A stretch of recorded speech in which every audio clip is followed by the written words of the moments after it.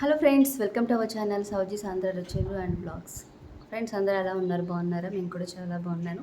మీరు కూడా బాగుండాలని మనస్ఫూర్తిగా కోరుకుంటున్నాను. టుడే ఈ వీడియోలో ఈరోజు కంప్లీట్ బ్లాగ్ అయితే చేద్దాం అనుకుంటున్నాను.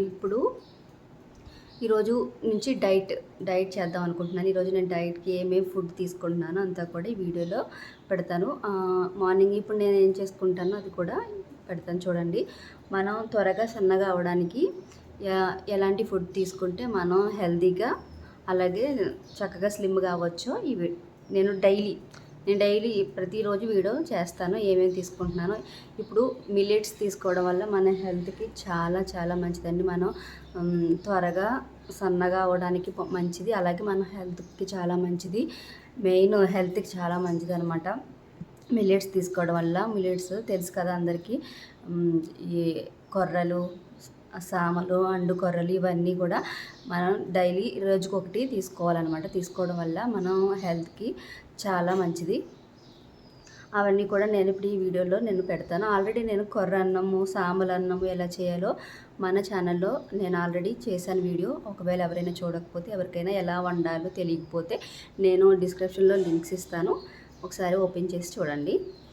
ఇప్పుడైతే నేను రాగి జావ తాగుదాం అనుకుంటున్నాను. రాగి జావ కాసుకొని ఇప్పుడు ఆల్రెడీ వాటర్ తాగేసాను. ఒక 3 గ్లాసులు వాటర్ తాగాను. ఇంకా ఎక్కువే తాగాలి, కానీ కొంచెం ఒకేసారి అయితే మనం చేయలేం కదా, మనం కొంచెం అలవాటు చేసుకోవాలన్నమాట. అందుకే నేను ఒక 3 గ్లాసెస్ వాటర్ అయితే మార్నింగ్ తాగేసాను. కొంచెం గోరువెచ్చని వాటర్ అనమాట. అలా తాగడం వల్ల మనకి చక్కగా మోషన్ ఫ్రీ అవుతుంది. అలాగే చక్కగా మన సన్నగా అవడానికి కూడా మంచిగా హెల్ప్ అవుతుంది. ఇప్పుడైతే రాగి జావ చాలా మంచిది హెల్త్కి. మనకి ఎలాంటి హెల్త్ ప్రాబ్లమ్స్ ఉన్నా కూడా మనకి రాగి జావ వల్ల చాలా తగ్గుతాయి. ఇప్పుడు ఎలా చేయాలో ఏంటో కూడా నేను ఇప్పుడు చూపిస్తాను. వీడియో అయితే స్కిప్ చేయకుండా చూడండి. ఇది వచ్చేసి రాగి పిండి నేను డీమార్ట్లో తీసుకున్నాను. రాగి జావ కాసుకొని ఫస్ట్ అయితే రాగి జావ తాగేసాను. యాక్చువల్గా నేను మార్నింగ్ వాటర్ తాగేసి టీ తాగేసేదాన్ని. టీ మానేయాలని ఇంకా డిసైడ్ అయ్యాను, కానీ ఒకేసారి అయితే మానలేను. కొంచెం తాగుతూ అప్పుడప్పుడు మానేస్తాను. తర్వాత విద్యు స్కూల్కి వెళ్ళిపోయాక శశాంకిని కూడా స్కూల్కి పంపించేశాక అప్పుడు నేను ఈరోజైతే నేను సామలు వండుకున్నాను. సామలు ఒక చిన్న గ్లాస్ అనమాట. 2 పూటలకి వచ్చేస్తుంది ఇది. ఎందుకంటే ఇప్పుడు నేను ఒక్కదాన్నే, పిల్లలకైతే వైట్ రైస్ వాళ్ళు తినరు, అందుకనేసి ఈయన నేను ఉంటే ఇద్దరం తినేవాళ్ళం. ఆయన లేరు కాబట్టి నాకు ఒక్కదానికే 2 పూటలకు వచ్చేస్తుంది. నేనైతే వాటర్లో నానబెట్టేసాను అనమాట. కొర్రలు, అండు కొర్రలు, సామలు ఏదైనా కూడా. సామలు అయితే 1 గంట అయితే సరిపోతుంది, 1 గంట నానితే సరిపోతుంది. ఇంకా కొర్రలు అయితే కనుక ఒక 4-6 అవర్స్ ముందే నానబెట్టుకోవాలి. అప్పుడే మనకి కొర్ర అన్నం దుల్లుగా చక్కగా పొడిలాడుతూ వస్తుంది. సామలు నేను నానబెట్టేసాను కదా, అంటే నేను అయితే 1 అవర్ ముందు నానబెట్టేశాను. ఇప్పుడు ఇది శుభ్రంగా వాష్ చేసుకుని, ఫస్ట్ నానబెట్టే ముందే బాగా నొక్కి వాష్ చేసుకోవాలి. ఆ మురికంతా పోయేంత వరకు వాష్ చేసేసుకొని అప్పుడు మంచి వాటర్తో నానబెట్టేసుకోవాలి. ఆ నానబెట్టిన వాటర్నే మనం మళ్ళీ ఉడకబెట్టుకోవడానికి వేసేసుకోవచ్చు. ఇప్పుడు నేను కుక్కర్లో వేసేస్తున్నాను ఈ సామల రైస్ వేసేసి. ఇప్పుడు 1 గ్లాసు సామల రైస్ తీసుకున్నప్పుడు మనం 2 గ్లాసుల వాటర్ని యాడ్ చేసుకోవాలి. సేమ్ మన రైస్ ఎలా వండుకుంటాం అలాగే.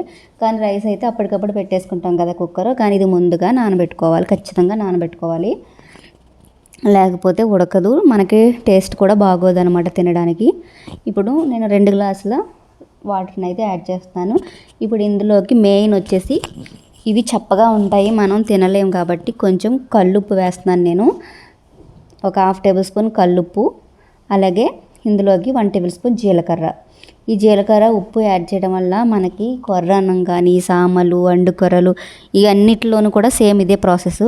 టేస్ట్ చాలా బాగుంటుంది. జీలకర్ర ఉప్పు యాడ్ చేసి ఉడకబెట్టడం వల్ల చాలా కమ్మగా ఉంటుందన్నమాట. మనకి వైట్ రైస్ కన్నా ఇదే బాగుంది అనిపిస్తుంది. తినగా చాలా బాగుంటుంది. ఇప్పుడు కుక్కర్ పెట్టేసుకొని ఒక 3 విజిల్స్ రానివ్వాలి. 3 విజిల్స్ తర్వాత బాగా కుక్కర్ చల్లారిన తర్వాత మాత్రమే మూత తీయండి, లేకపోతే వాటర్ కింద ఉండిపోతుంది రైస్. బాగా చల్లారిన తర్వాత విజిల్ తీస్తేనే చూడండి ఇలా పొడిలాడుతూ చక్కగా వస్తుంది రైసు. చూసారు కదా ఎంత బాగా వచ్చేసిందో సామల అన్నం. ఈరోజైతే నాకు సామల అన్నం అనమాట రైసు. ఇందులోకి మనకి ఏ కర్రీ వండుకున్నా ఆ కర్రీ కానీ కొంచెం పులుసు కూరలు అయితే బాగుంటుందని నా అభిప్రాయం. కానీ ఎవరి ఇష్టం బట్టి వాళ్ళు వండుకోవచ్చు. నేనైతే పులుసు కూరలు అయితే బాగా ఇష్టపడతాను. ఇందులో ఈ రైస్లోకి అయితే అలా అనిపిస్తుంది నాకు తినడానికి బాగా.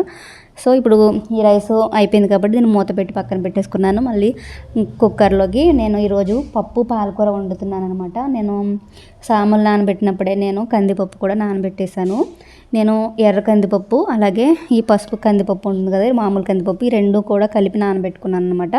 సరే పప్పు పాలకూర ఎలా వండాలో మన ఛానల్లో వీడియోస్ ఉన్నాయి కాబట్టి నేనైతే పూర్తిగా ఏమి ఎక్స్ప్లెయిన్ చేయట్లేదు. చూడండి, నేను వాటర్ వేసుకుని సరిపడినంత ఉల్లిపాయలు టమాటాలు సింపుల్గానే చేసేసుకుంటున్నాను ఈరోజు పప్పు పాలకూర.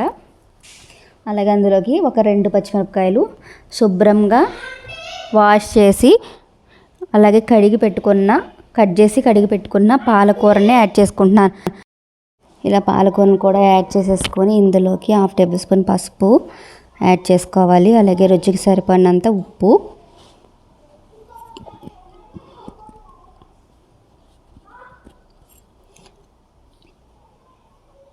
లైట్గా 1/2 టేబుల్ స్పూన్ కారం. ఎక్కువ కారం వేసినా బాగోదండి. పప్పు పాలకూర ఇలా అయితేనే కొంచెం కమ్మగా ఉంటుంది. మూత పెట్టేసి 3 విజిల్స్ రానివ్వాలి. దాన్ని నేను కుక్కర్ అయిపోయిన తర్వాత శశాంక్ని తీసుకురావడానికి వెళ్ళాను అనమాట స్కూల్ దగ్గరేనండి మాకు శశాంక్ స్కూల్. ఆల్రెడీ చాలా వీడియోస్లో చెప్పాను కదా, 4 అడుగులు అంటే కొంచెం మా కాలనీ చివరినే మా శశాంక్ స్కూల్ అనమాట. శశాంక్ని కూడా స్కూల్ నుంచి తీసుకొచ్చేసి తర్వాత పప్పు ఉడికిపోయింది కదా, దీన్ని కలబెట్టేసుకొని తాలింపు వేసేసుకున్నాను.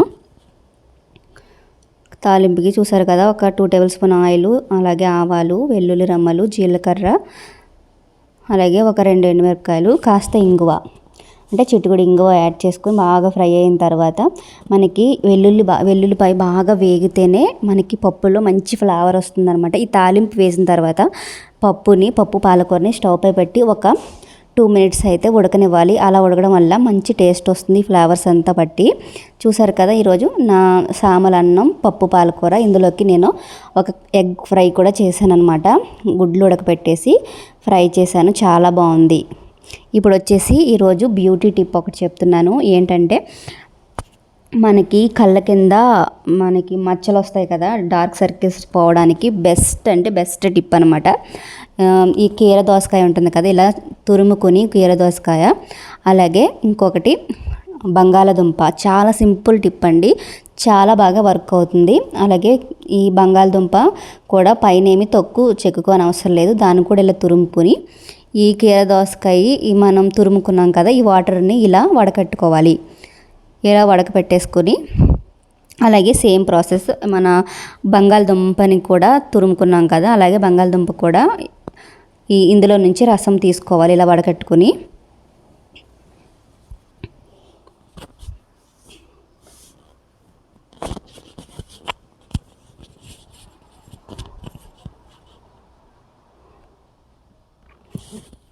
ఈ రెండు కూడా ఇలా రసం తీసుకుని పక్కన పెట్టుకోవాలి.